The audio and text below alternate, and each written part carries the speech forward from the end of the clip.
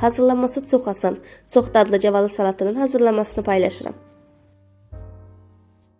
2 ədəd orta boy kartofu, 2 ədəd böyük yer kökünü, 3 ədəd yumurtanı və 1 toyuğun filesini öncədən bişirmişəm. Toyuğun filesini bişirdiyim zaman içərisinə duz və istiot tökmüşdüm. Kartofu töküb qabın hər tərəfinə yayıram. Gördüyünüz kimi biraz üzərindən hamarlayıb duzunu, istiotunu səpib mayonezləyirəm. Eyni bu qayda ilə yer kökünü də edirəm.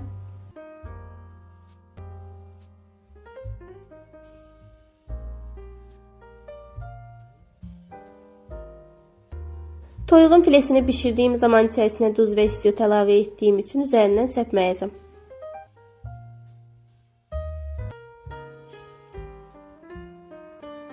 $200 qram cavalının təxminən 5-6 ədədini bəzəmək üçün ayırıb saxlamışam. Qalanlarını kub şəklində doğrayıb gördüyünüz kimi belə yayıram hər tərəfinə. Biraz iri doğradığım qozu da üzərindən səpirəm. Qoz zövqə görə də əgər istəsəniz heç qatmaya da bilərsiniz. Üzərindən mayonezləyirəm. Sonra isə rəndələdiyim yumurtanı da üzərindən töküb duz və istiotlayıram, üzərini mayonezləyirəm.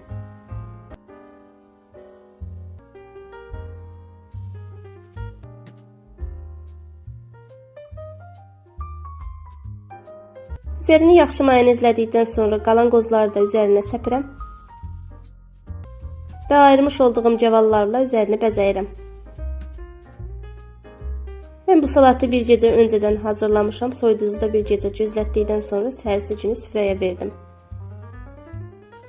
Çox dadlı salat alınır. Siz də mütləq hazırlayıb nuş edin. Qonaq süfrəsi üçün hazırladığım üçün kəsib sizlərə göstərə bilmədim.